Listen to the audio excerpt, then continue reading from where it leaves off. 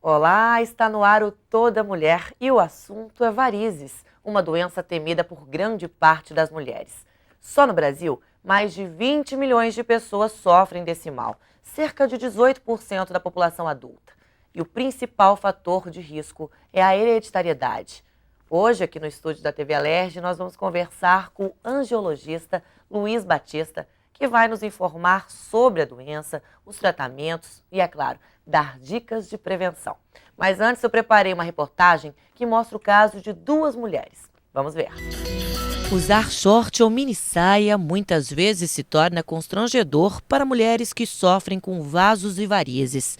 3 em cada 10 pessoas sofrem desse mal e a maioria delas é mulher. O motivo são os hormônios femininos. A palavra variz vem do latim varix, que significa serpente. As veias mais salientes são as dos pés, pernas e coxas. Além de ser antiestético, essas veias dilatadas provocam dor, sensação de peso e podem até causar um problema de circulação. A aposentada Arminda começou a sentir dor nas pernas e procurou o angiologista. Muito cansaço, queimação nas pernas, minhas pernas estão inchadas e também um monte de vasinhos na minha perna. A consulta diagnosticou que ela vai precisar fazer uma microcirurgia. O procedimento agora que vai ser adotado com ela vai ser o mapeamento com ecocolor Doppler. Nós vamos identificar se há ou não refluxo, identificar as veias varicosas do membro inferior dela e aí, posteriormente, nós vamos proceder uma microcirurgia. Nós vamos fazer a retirada das veias e, posteriormente, completar o tratamento com a aplicação. Além disso, vai ser importante, no caso dela, no período em que ela estiver em pé, o uso de meias elásticas. As varizes costumam aparecer dos 25 aos 30 anos. Já os conhecidos vasinhos avermelhados podem aparecer bem antes. Nesse caso, é melhor tratá-los com aplicações.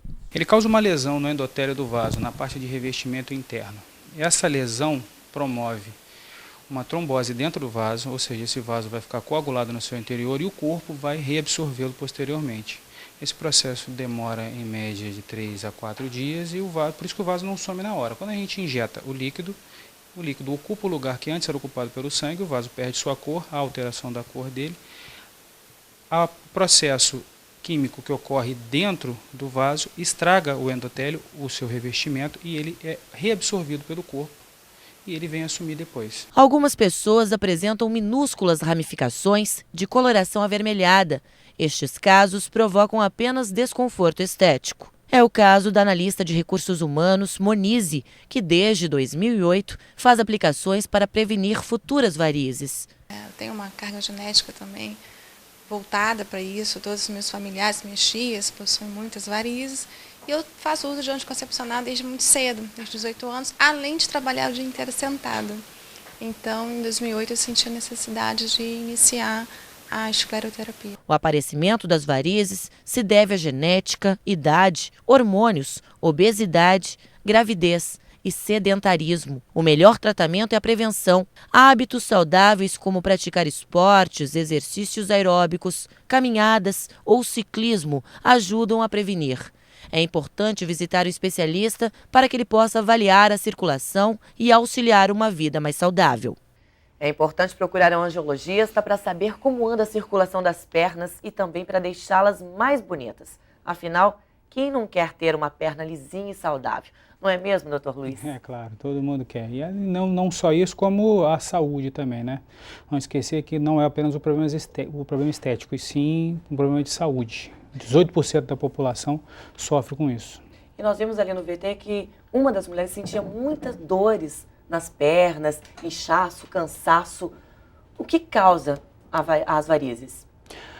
Principal fator causador de varizes é a hereditariedade, como você já disse, é genético, fator familiar. História familiar é muito importante. E além disso, a atividade da pessoa diária, se ela fica submetida a longos períodos de pé também.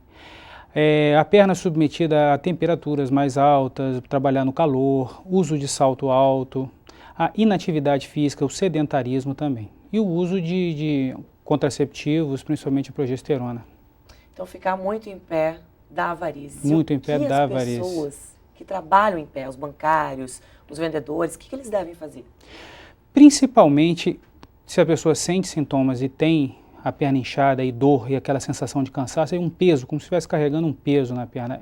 A principal medida que ele deve fazer é usar a meia elástica. O uso das meias elásticas durante o seu período de trabalho é muito importante. É muito importante tanto no alívio dos sintomas quanto na prevenção. E essa meia é encontrada em qualquer lugar?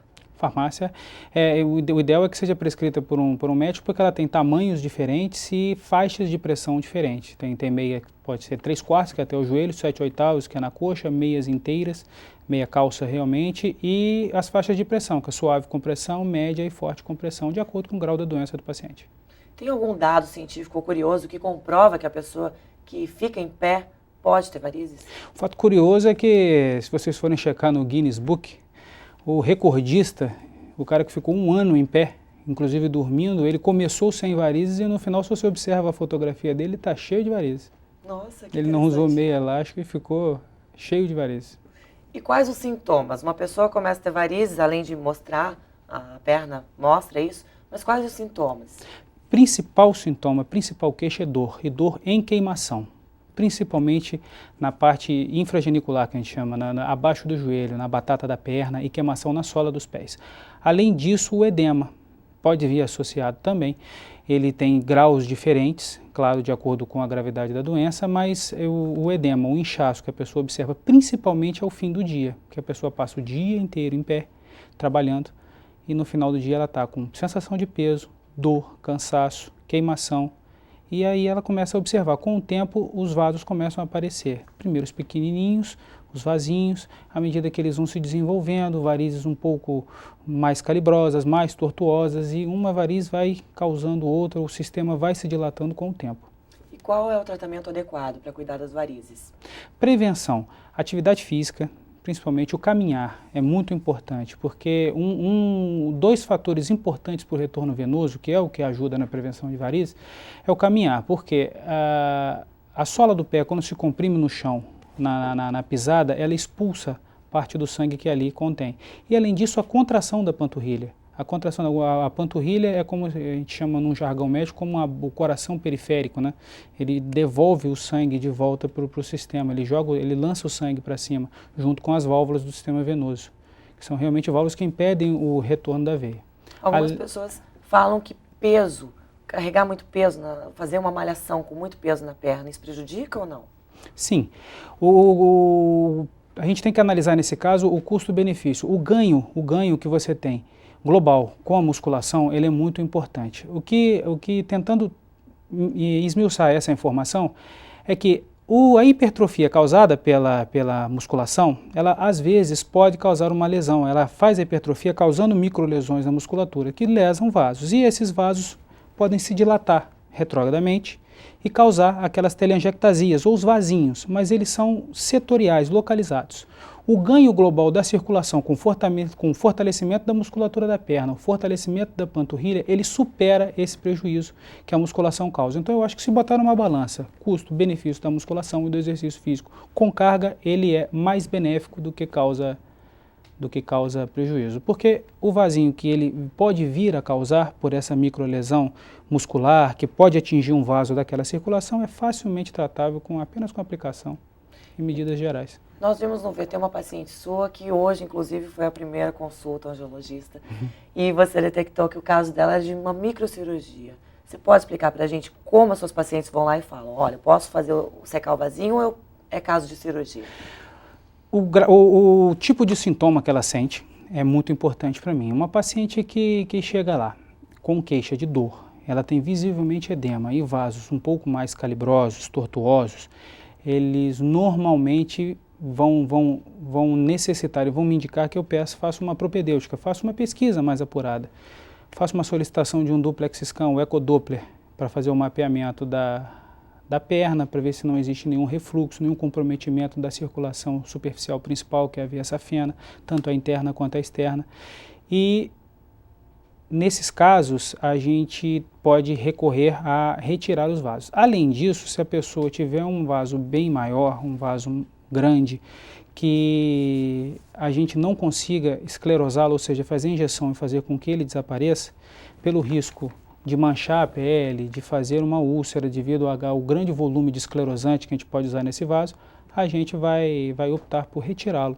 É com microincisões e um ganchinho e uma agulha de crochê. Como é a cirurgia, doutora? Ela é convencional, com corte ou é a laser? Hoje em dia a cirurgia de varizes ela evoluiu muito, principalmente no campo estético. Hoje em dia a gente faz com microincisões, que na verdade são furos que a gente faz ao longo do trajeto venoso, e retirar a veia com uma agulha. Quem costura sabe como é que funciona uma agulha de crochê. A gente coloca, introduz pelo orifício a agulha de crochê e extrai o vaso. Ali a gente puxa, à medida que ele chega no limite, a gente faz um furo ao lado e puxa o restante até que ele sai todinho. Você estava me falando no consultório que o laser não superou a cirurgia. Ainda requer passar pelo crivo do tempo. É importante o laser, porque hoje em dia o laser ele é usado tanto para os microvasos quanto até para fazer a cauterização de safena. Mas o método consagrado, que é a safenectomia ou a retirada das varizes por cirurgia, já passou pelo crivo do tempo. A gente sabe as complicações, conhece o que acontece. O laser ainda requer de passar por esse mesmo processo. Ele tem resultados bons, mas ainda não superou os tratamentos convencionais. Tá, ok, nós vamos para um breve intervalo e voltamos já já com Toda Mulher para falar a respeito dos vasinhos e varizes, essa doença temida por todas as mulheres. É só um instante.